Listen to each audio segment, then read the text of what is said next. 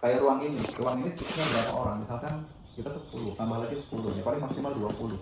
Maka inilah dimensi ruang. Nah, waktu juga dimensi, tapi dimensinya dimensi waktu, terbatas. Ya sehari itu adalah ukurannya dari matahari terbit sampai terbenam, ya kurang lebih 12 jam. Kemudian malamnya itu dari terbenam sampai terbit, kurang lebih 12 jam. Itu kan batasannya, batasan waktu. Nah, jadi waktu itu adalah sebuah dimensi yang semua makhluk hidup pasti akan masuk ke dalam dimensi itu, termasuk kita. Kita kan nggak mungkin kan keluar dari lorong waktu ya. Pernah nonton lorong-lorong waktu? Kalau dulu saya ini apa namanya filmnya itu Interstellar. Zaman saya Interstellar. Zaman saya tuh kuik apa ya? Lupa. Ada lorong waktu juga film dari barat. Ada Quantum Leap ya, pernah dengar ya Quantum Leap? Ini Interstellar ya zaman kan ya. Tahun berapa ya?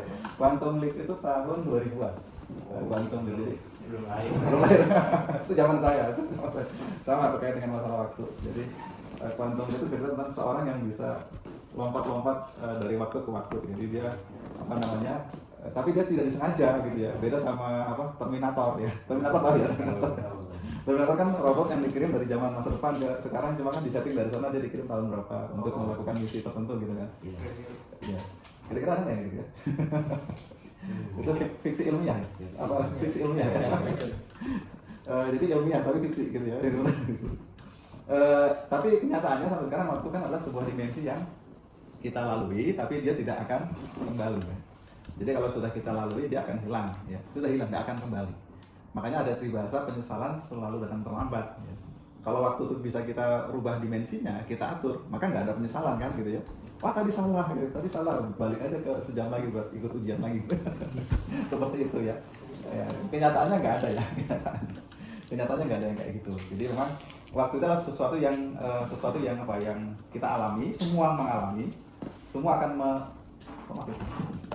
semua akan apa namanya melaluinya ya, dan semua akan melakukan aktivitas di dalam dimensi tersebut dengan apa namanya dengan stylenya masing-masing gitu ya, stylenya masing-masing ya, tergantung orangnya. Misalkan kalau kita berbicara secara umum nih, stylenya orang Arab ya, dia kan menganggap waktu itu, jadi semua manusia itu sepakat waktu itu penting, gara-gara itu ya, nggak bisa balik lagi kita kan.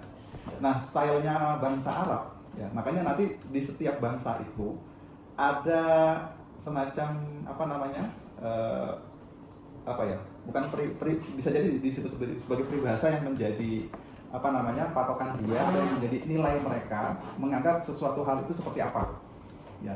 Contohnya orang Arab ya, kalian tahu orang Arab tuh bilang waktu itu seperti apa, al waktu kasfaif ya, orang Arab bilang seperti itu.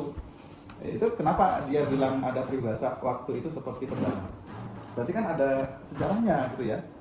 Nah kalau orang Eropa bilangnya al waktu atau bukan al waktu ya? Time is money. Time is money ya. Nah, jadi orang Eropa bilangnya waktu itu adalah uang. Ada sejarahnya, ada landasannya kenapa orang Eropa bilang waktu itu uang gitu ya. Kalau orang Indonesia belum ada, nggak ada kan? Waktu itu apa? Kita belum bisa mendefinisikan waktu itu apa. Nah itu yang jadi masalah kita. Dan sebenarnya kita bisa mengambil pelajaran dari orang Arab dan orang Eropa juga. Walaupun ya kalau yang orang Eropa yang menganggap waktu itu sebagai money itu ada efek negatifnya, kayak seperti itu ya. Nah jadi kalau al waktu kasoif ya, waktu itu adalah pedang. Jadi orang Arab pun menganggap gini, waktu itu seperti pedang. Jadi kalau kita lalai, kita tidak bisa mengendalikan waktu, pedang itu akan membunuh kita. Jadi waktu itu akan membunuh kita, kata orang Arab.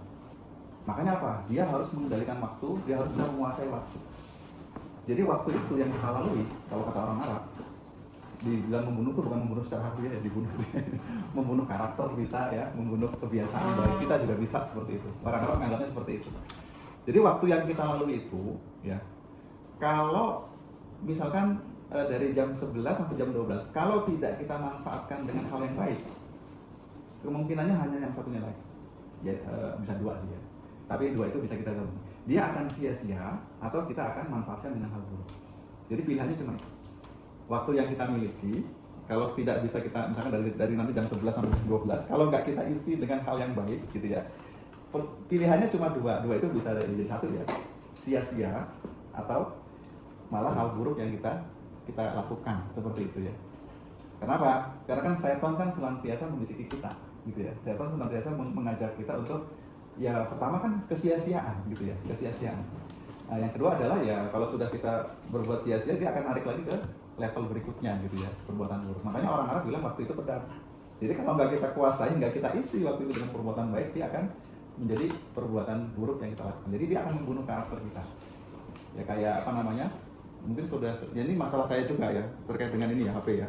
Ini ternyata ada penelitian ya. Saya pernah apa namanya bahwa kalau kita terlalu sering megang gadget itu nanti akan memperlambat kerja otak katanya.